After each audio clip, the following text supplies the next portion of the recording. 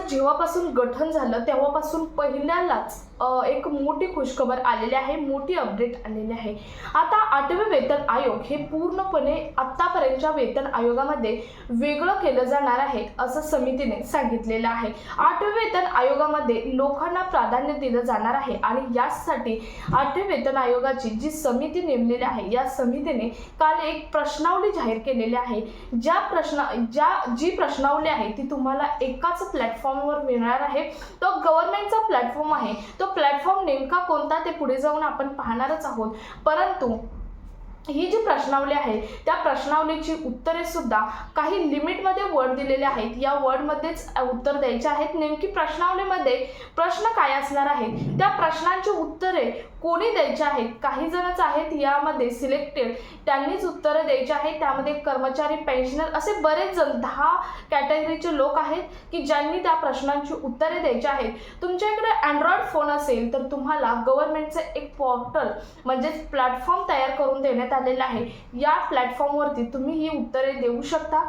तुमची ही उत्तरे गृहीत धरूनच 8 पे कमिशन लागू केलं जाणार आहे। नेमकी सॅलरी किंवा फिटमेंट फॅक्टर असेल याबद्दलची सर्व जी मते आहेत ते तुम्हाला तिथे मांडता येणार आहेत। म्हणजे जे प्रश्न विचारले आहेत या संदर्भातील प्रश्न आहेत ते प्रश्न विचारलेले आहेत त्या प्रश्नांची उत्तरे हे तुम्हाला देता येणार आहेत आणि याची शेवटची तारीख असणार आहे 16 मार्च। 16 मार्च पर्यंतच तुम्ही या प्रश्नांची उत्तरे देऊ शकणार आहात। या प्लॅटफॉर्मवर तुमचं मत हे नोंदवू शकणार आहात। तर पाहूयात नेमका प्लॅटफॉर्म कोणता आहे, प्रश्न कोणते असणार आहेत, उत्तर तुम्हाला किती वर्डमध्ये द्यायचं आहे किंवा उत्तर तुम्हाला किती शब्दांमध्ये द्यायचं आहे किंवा उत्तर नेमकं कोणी द्यायचं आहे आणि याचा तुमच्या 8 पे कमिशनवर नेमका परिणाम काय होणार, या वेबसाईटवरती किंवा या प्लॅटफॉर्मवरती तुम्हाला ऑनलाईन पद्धतीने तुम्ही कसे जाऊ शकता हे सर्व डिटेलमध्ये आपण आजच्या व्हिडिओमधून पाहणार आहोत। त्यामुळे व्हिडिओ स्किप न करता शेवटपर्यंत पाहायचा आहे।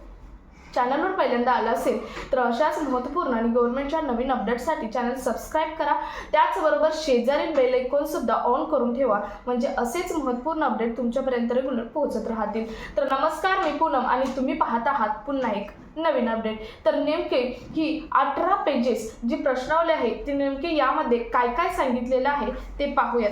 तर बघा, गव्हर्नमेंट ऑफ इंडियाची MyGovernment.in या वेबसाईटवरती जिथे क्वेश्चनरीज म्हणजेच प्रश्नावली दिलेली आहे, कोणती वेबसाईट आहे किंवा कोणता प्लॅटफॉर्म आहे तर MyGovernment.in या प्लॅटफॉर्मवरती तुम्हाला ही प्रश्नावली म्हणजे जो क्वेश्चनरीज आहे ती मिळणार आहे। तिथे बनवलेली आहे जिथे 8 पे कमिशन्स क्वेश्चनरीज तयार केलेली आहे।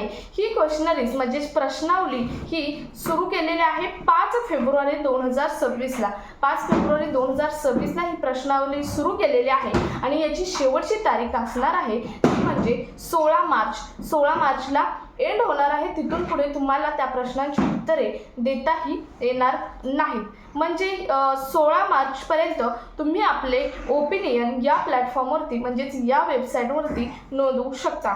या वेबसाईटवरती कोण आपली मते मांडू शकतो, फक्त त्याच लोकांना वेबसाईटवरती प्रश्न नाही करायचे, त्याच लोकांनी वेबसाईटवरती प्रश्न नाही करायचे ज्यांना 8 पे कमिशन लागू होतं। म्हणजे 8 पे कमिशन लागू होणाऱ्याच लोकांनी प्रश्नावलीवरची उत्तरे द्यायची नाहीत, तर असे 10 कॅटेगरीतील लोक काढलेले आहेत की ज्या लोकांना प्रश्नांची उत्तरे देता येणार आहेत किंवा अशी काही लोक आहेत की ते समाजाचं भलं जाणतात, अशा लोकांना सुद्धा या प्रश्नावलीची उत्तरे देता येणार आहेत। यामध्ये कोणकोणते कॅटेगरीतील लोक येणार आहेत तर बघा, केंद्र सरकार मंत्रालय आणि विभाग, त्यानंतर राज्य सरकार आणि केंद्रशासित प्रदेश आहेत, त्यानंतर केंद्र सरकारचे कर्मचारी, त्यानंतर केंद्रशासित प्रदेशाचे कर्मचारी, त्यानंतर न्यायिक अधिकारी असतील त्यांना सुद्धा मते नोंदवता येणार आहेत, त्यानंतर अदालत अधिकारी आणि कर्मचारी सुद्धा,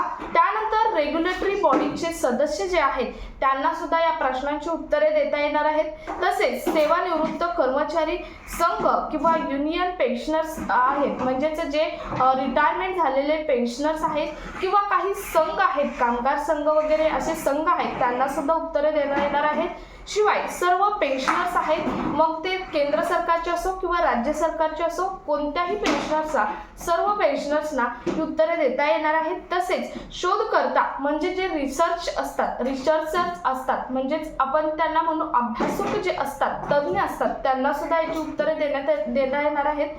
तसेच अकॅडमिशियन जे आहेत, शिक्षणा रिलेटेड येतात, त्यांना सुद्धा ही उत्तरे देता येणार आहेत. महत्त्वाचं म्हणजे सर्वात महत्त्वाचं आहे ते म्हणजे हा डेटा गोपनीय ठेवला जाणार आहे. हा डेटा कुठेही सार्वजनिक केलेला जाणार नाही. यावरती समितीने नेमकं काय सांगितलं आहे बघा. आयोगाने याच्यावरती म्हटले आहे की उत्तर देणाऱ्याचे नाव हे सार्वजनिक केलं जाणार नाही आणि कधीच केलं जाणार नाही. आपण निसंकोचपणे आपलं जे मत आहे किंवा आपल्याला जे त्या प्रश्नाचं उत्तर येत आहे ते उत्तर तिथं नोंदवायचं आहे, नोंदवू शकता. नंतर सर्वांचा डेटा हा एकत्र केला जाणार आहे. या डेटावरती आकलन केलं जाणार आहे आणि हे आकलन करून रिझल्ट देण्यात येणार आहे. कोणत्याही एकाच्या नावावर याचा रिझल्ट कधीच नसणार आहे. सर्वांची मते म्हणजेच त्या प्लॅटफॉर्मवरती, त्या पोर्टलवरती, वेबसाईटवरती ज्यांनी प्रश्नांची उत्तरे दिली आहेत त्याचा डेटा एकत्र केला जाणार आणि त्यांच्या सर्वांच्या डेटा एकत्र करून रिझल्ट दिला जाणार आहे. परंतु कोणाच्याही एकाच्या नावावर रिझल्ट हा नसणार आहे. कारण जे प्रश्न आहेत त्या प्रश्नांची उत्तरे जे आहेत ती प्रश्नांची उत्तरे प्रत्येकाची वेगवेगळी असणार आहेत. जे योग्य उत्तरे आहेत त्या योग्य उत्तरांना नक्कीच प्राधान्य दिलं जाणार आहे. सर्वात महत्त्वाचं म्हणजे याच्यावरती कोणतेही डॉक्युमेंट किंवा PDF शेअर केला जाणार नाही, म्हणजे शेअर करता येणार नाही. तुम्हाला एखादं डॉक्युमेंट्स किंवा PDF डायरेक्ट त्या प्रश्नाचं उत्तर म्हणून शेअर करता येणार नाही किंवा त्या पोर्टलवर सुद्धा शेअर करता येणार नाही. तुम्हाला जे काही उत्तर द्यायचं आहे किंवा जे काही तुमचं मत आहे ते तुम्ही रायटिंगमध्ये टाईप करूनच तिथे मांडायचं आहे. प्रश्नांची उत्तरे टाईप करूनच द्यायची आहेत. सर्वात महत्त्वाचं म्हणजे ही माहिती फक्त MyGovernment.in वरच गृहीत धरली जाणार आहे. या व्यतिरिक्त एखादं लेखी पत्रक सेंड करणं किंवा एखाद्या समितीमार्फत पत्रक सेंड करणं, लेटर देणं किंवा दुसऱ्या एका सोशल मीडियाच्या प्लॅटफॉर्मद्वारे तुमची मतं व्यक्त करणं, हा डेटा तुमचा गृहीत धरला जाणार नाही. तुम्हाला आता गव्हर्नमेंट म्हणजेच त्या समितीने, आयोगाने तुम्हाला संधी दिलेली आहे की तुमचा डेटा तुम्ही या प्लॅटफॉर्मवरती नोंदवू शकता. म्हणजे तुम्हाला MyGovernment.in ही प्लॅटफॉर्म दिलेला आहे, त्या प्लॅटफॉर्मवरती तुम्ही नोंदवू शकता. या अगोदर बऱ्याच ज्या संघटना आहेत त्या संघटनांनी फिटमेंट फॅक्टरबद्दल वेगवेगळे आपली मते या आयोगाकडे लेटरद्वारे पाठवली होती आणि त्यामुळे आयोगाचं सुद्धा कन्फ्युजन झालं होतं. त्यामुळे यावेळी फक्त संघटनेची मतं आहेत ती घेतली जाणार नाही, तर सर्व लोकांची आहेत ती मतं हा प्राधान्य देऊन 8 पे कमिशन स्थापन करण्याचा निर्णय हा घेतला जाणार आहे. त्यामुळे MyGovernment.in हा जो प्लॅटफॉर्म आहे, ही जी वेबसाईट आहे, या वेबसाईट व्यतिरिक्त कोणीही कुठेही बाकीची मते नोंदवली तर गृहीत न धरण्याचा निर्धार हा आयोगाने घेतलेला आहे. याचा उद्देश नेमका काय आहे तर कर्मचारी पेन्शनर्स युनियन आपली वास्तविक समस्या आणि सुरक्षा सारखा सर्व आयोगापर्यंत पोहोचणार आहे. प्रत्येक व्यक्ती उत्तरे 8 पे कमिशन CPC जो प्लॅन आहे त्या प्लॅनपर्यंत पोहोचणार आहेत. म्हणजे याचा नेमका उद्देश काय आहे तर एखाद्या संघटनेमार्फत किंवा एखाद्या व्यक्तिगत लोकांमार्फतच ही जे 8 पे कमिशन आहे किंवा या अगोदरचे कमिशन होते ते तसे स्थापन होत होते, परंतु यावेळी प्रत्येक व्यक्तीचं व्यक्तिगत मत घेऊनच कमिशन स्थापन करण्याचा निर्णय घेणं हाच एकमेव उद्देश यांनी ठेवलेला आहे.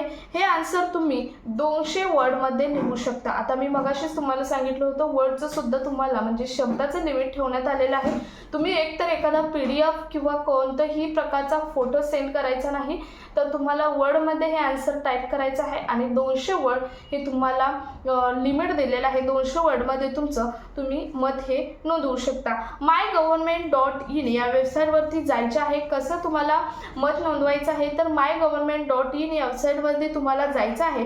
तिथे आपले पूर्ण डिटेल भरायचे आहे. तिथे तुम्हाला एक फॉर्म दिलेला आहे. तुमचं पूर्ण डिटेल किंवा तुम्ही काय काम करत आहात, तुम्ही कुठे राहत आहात, तुम्ही कर्मचारी आहात, पेन्शनर्स आहात का एखादी सामान्य व्यक्ती आहात, नेमकं कोण आहात हे तिथे तुम्हाला सांगायचं आहे आणि मगच तुम्ही किंवा तुम्ही कोणत्या कॅटेगरीमधून बिलॉंग करत आहात हे सर्व नोंदवून आणि नोंदवायचं आहे आणि मगच तुम्ही तुमच्या खालच्या प्रश्नांची उत्तरे द्यायची आहे. यामध्ये अलाउन्स असेल, पेन्शनर्स असतील, DNS अलाउन्स असेल, रेल्वे असतील, CA PF असतील, डिफेन्स सायंटिस्ट असतील, एअर फोर्सेस असतील, त्यानंतर प्रोडक्टिव्हिटीज लिंक्ड असेल, त्यानंतर नॉन प्रोडक्टिव्हिटी लिंक्ड बोनस असेल किंवा या संदर्भातील रिलेटेड सर्व प्रश्न यावरती असणार आहेत. मी एक एक्झाम्पल दिलं, परंतु बरेच प्रश्न आहेत याच रिलेटेड. अलाउन्स असेल, DNS अलाउन्स असेल किंवा पेन्शनर्सचे मुद्दे असतील, याच संदर्भातील हे प्रश्न असणार आहेत आणि त्याच प्रश्नांची उत्तरे तुम्हाला यामध्ये द्यायची आहेत. सो अतिशय महत्त्वपूर्ण हा आजचा व्हिडिओ होता. हा व्हिडिओ जास्तीत जास्त ठिकाणी शेअर करा. गव्हर्नमेंटचा हा प्लॅटफॉर्म तुम्हाला कसा वाटला, गव्हर्नमेंटचा म्हणजे आयोगाचा हा प्लॅटफॉर्म तुम्हाला कसा वाटला, तुम्ही कमेंटमध्ये जरूर सांगा. हा व्हिडिओ जास्तीत जास्त ठिकाणी शेअर करा. भेटूयात पुढच्या एका नवीन अपडेटसोबत. तोपर्यंत धन्यवाद.